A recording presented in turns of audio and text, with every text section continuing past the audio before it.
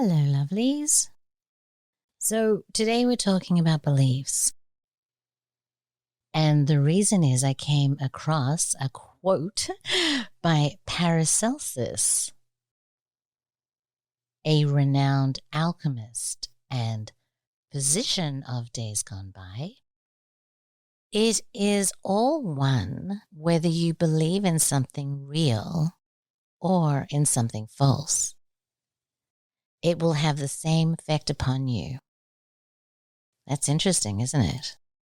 So basically, whether you believe in something that is true or whether you believe in something that is a lie, that belief will manifest in your life regardless of whether it's true or whether it's a lie.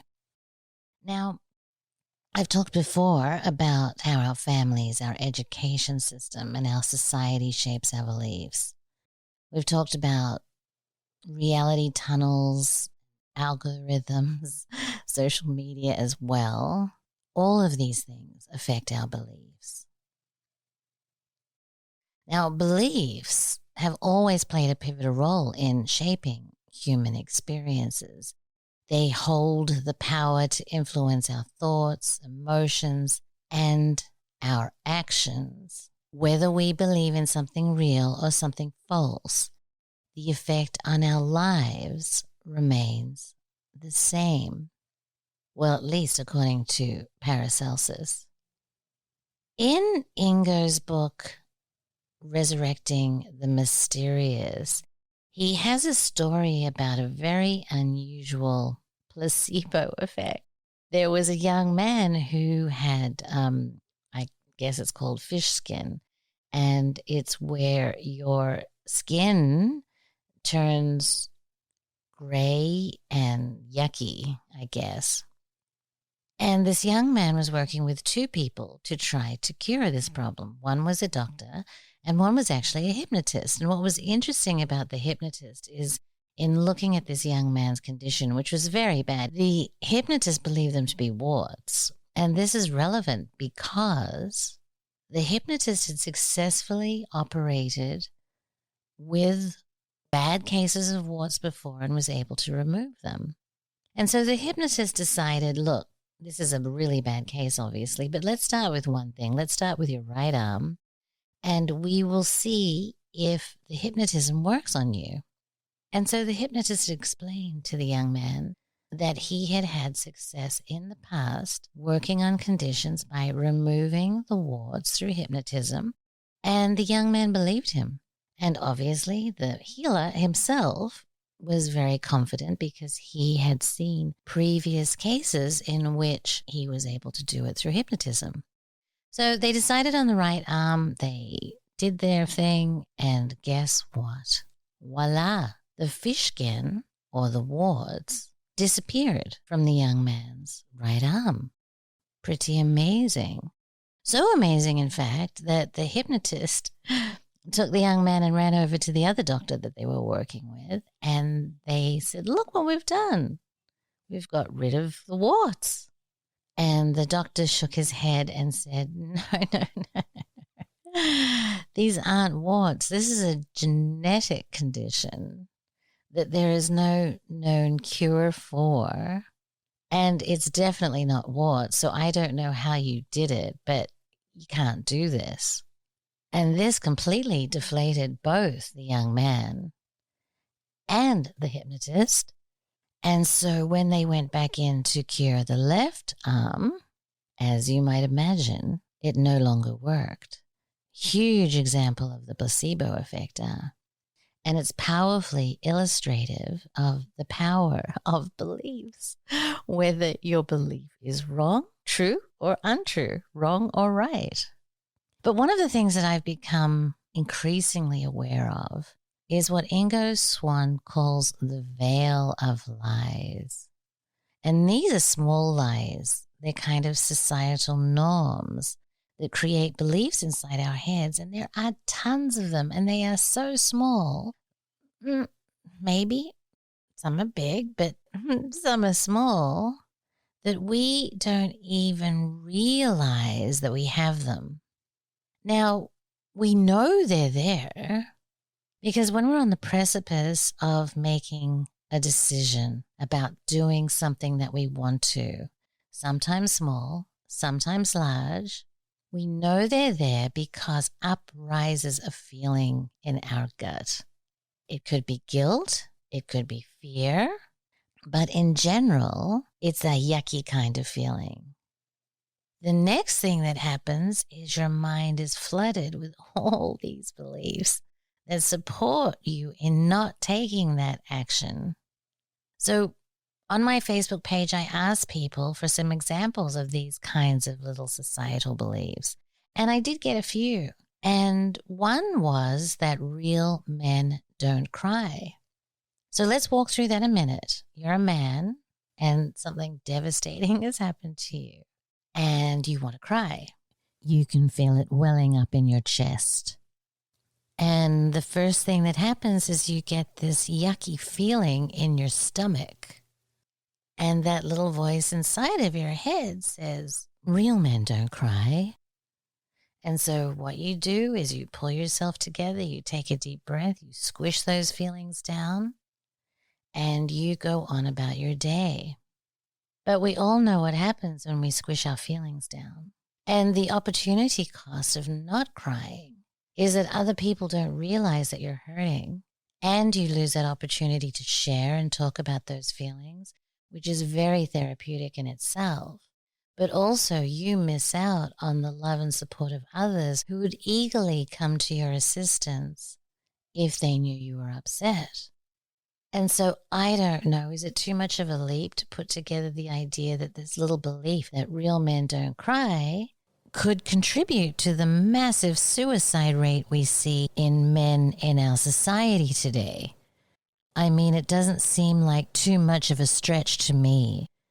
I admit as well that I'm guilty of this myself, particularly when it comes to this podcast. There are things that I really want to talk about, but I don't because I'm afraid of being canceled.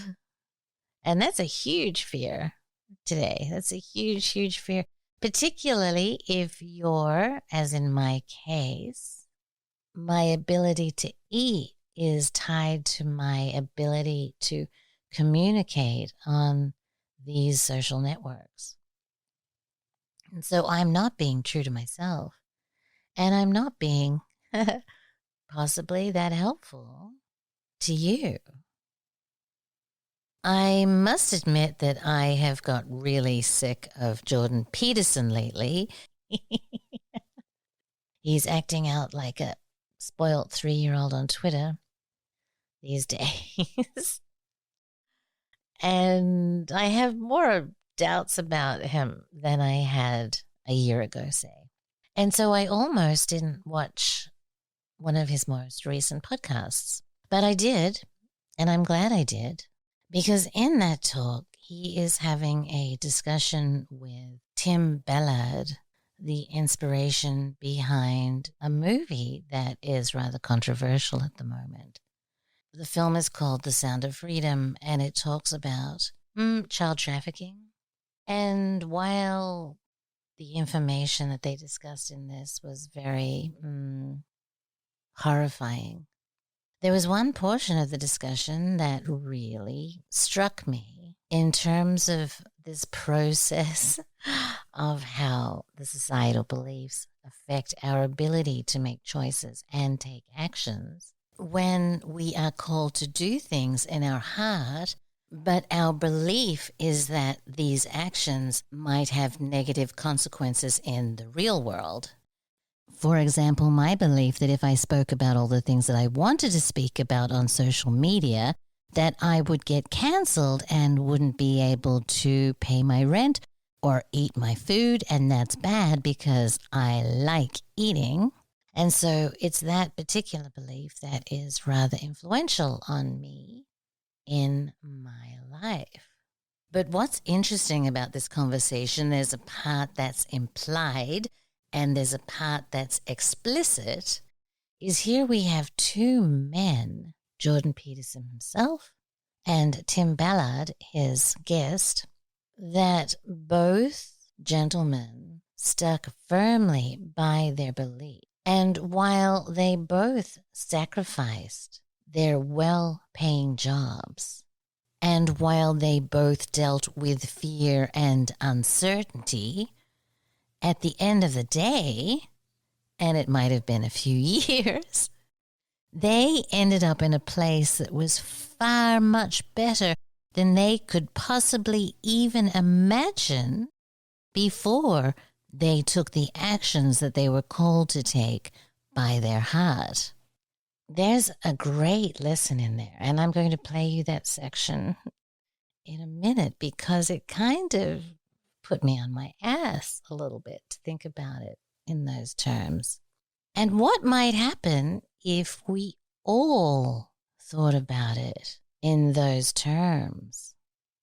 That would be revolutionary. If everybody spoke up, if everybody acted up the way that their heart was pulling them, how much would things change? How many creations would we have on our earth? Small things, big things, if we followed our hearts. So, lovelies, I'm going to leave you this little clip and ponder it.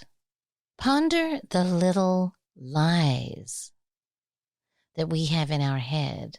For example, in my case, I don't know that I would actually get cancelled if I talked about the things that I really wanted to. And for those people that were cancelled on one platform, they have found themselves with huge followings on other platforms. And quite frankly, for some of those people that got cancelled, it was the best thing that ever happened to them. Isn't that interesting? And once one door closes, other doors open. And they might be doors that are bigger and better than we could even foresee. And I'm not just talking about being canceled. I'm talking about quitting that job that you hate to follow your passion. I'm talking about ending that relationship that does not serve you. I'm talking about taking up singing lessons, picking up a paintbrush, even though your first painting might be terrible. There's a million reasons inside of our heads that stop us from doing these things. And here are two guys that prove that the things inside of our head must be overcome because life seems to flower around you when you follow your heart. Now, that's a belief that I want to install in my head. Anyway, here are the guys. They're talking about Tim making the decision to follow his heart and go and rescue the children, and what his beliefs were surrounding making that choice, and then the actual outcome of him making that choice. And it's very interesting. She said, do you see the two paths you're going on? Either you go into Colombia and you do this operation, and what does that look like? And I said, it looks horrifying. It's scary. It's dark. There's cobwebs. I mean, I was literally imagining this. There's spiders. There's evil things. And she said, what's the other path? And I said, well, the other path is light. It's, I can see at 50, I get to retire, and then I don't have to, I'm paid a federal government salary my whole life and benefits. And that seems secure to me. And that seems comfortable. Then she says, close your eyes and you're with your maker. You've passed through this life and you're talking to your maker. And he has two questions for you. One, could you have saved the kids? And two, did you do it? That's your interview. And she's, and it shocked me. I thought, oh, that's going to be a bad interview if I don't have the right answer, if I don't make the right decision here. And then she says, okay, now go back to those two paths. What do you see? And I'm telling you, the cobwebs and creepy things were now on the path of staying in my federal government comfortable job. I thought, what might I lose? What blessings might not come? And then she said, what do you see down the path of Colombia? And she said, I see warmth. I can't see everything, but that's the path I want. And I think that's what that means. Well, Look, the reason that people lie and the reason they remain silent is because they think that things will be easier for them and better, at least in the short term. But the psychological literature on this is pretty damn clear. I think clearer than any other element of the clinical psychology literature, which is that you avoid things that stand in your way, that frighten you at your great peril. If you cower from them in silence, or you turn away seeking security even, or even sensible security, you violate the principle of your own strength. And if you violate the principle of your own strength, you become weak. And if you're weak, there is no security. Like if you're weak and you have a pension, you're weak with a pension. All that'll mean is that you'll live longer in terror. That's not helpful. And the alternative, and there's also an ethos in the biblical stories in particular, and it's a very interesting ethos. It's very much worth knowing. And one is that if you say the truth and nothing else, you'll have an immense adventure as a consequence. You won't know what's going to happen to you, and you have to let go of your clinging to the outcome. You have to let go. But the truth will reveal the world the way it's intended to be revealed, and the consequence for you will be that you'll have the adventure of your life. And the other part of that ethos is this, and it makes perfect sense to me. I can't see how it can be any other way, which is that whatever makes itself manifest as a consequence of the truth is the best possible reality that could be manifest, even if you can't see it. And, you know, in my own life, I've been attacked many times by people who were attempting to demolish my reputation and take me out. And that's put my family at risk. And many times we've gone through this a lot. And what we have observed is that if we stick to our guns and we say what we believe to be the case, and I say we because it's a collaborative enterprise, I'm always discussing things with my family, that there's a period of intense discomfort, and in the aftermath of that, and that's often several months or sometimes even several years later, things switch around and reverse in a manner that brings benefits that can't even be fathomed. So, and it is a matter of faith, right? So the faith is something like this: like, are you going to make your way through life with silence and falsehoods? Or are you going to make your way through life with truth? And there's going to be a price for the truth, but your vision showed you there was a price for the security too, right? Once you allowed your imagination to manifest itself, you saw that the pathway of security was actually the one that was covered with spider webs, demons, and snakes. And, you know, I saw that with faculty members at the university over and over. They would take the so-called secure path forward, and all they did was violate the integrity of their own souls, right? All that security is false. And obviously your wife, for some reason, it's quite the miraculous part of that story, I would say, that your wife was behind you like that, especially because you said you had 6 kids at the time, you know? So, the movie says you were within what, months of vesting your pension? How many, 12 weeks, something like that? I can't remember the exact time, but yeah, that was my accountant came to me and showed me how many millions of dollars this would amount to that I was walking away from. It was ridiculous. I want to say $12 million or something, a number I couldn't even fathom. But you're walking away from that. And that really tossed me. And that's the thing that led me to Catherine and said, this is what we'd be walking away from. Well, okay, so you quit your job and you put your pension on the line, and your wife was not only fully on board with that, but perversely enough, encouraged you to do so.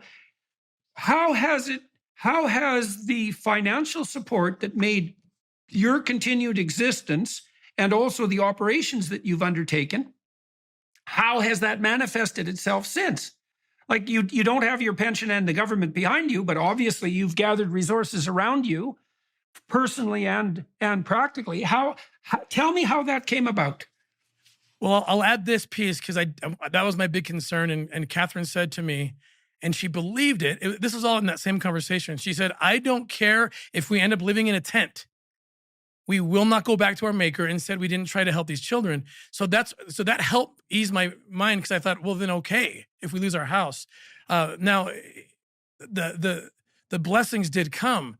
Glenn Beck was the person who actually funded the rescue operation that you see depicted in the film, that very first one. He got us started, put a huge amount of faith and frankly risk in doing that. But that was going to get us only about 6 to 8 months before we would be in trouble. But what happened was the success happened. The peace that I felt in making the decision to go was that new path that I couldn't see everything, but it felt right. It felt good. It felt godly. And I knew we'd be okay. And we've never had a worse month than the month before. We've only grown.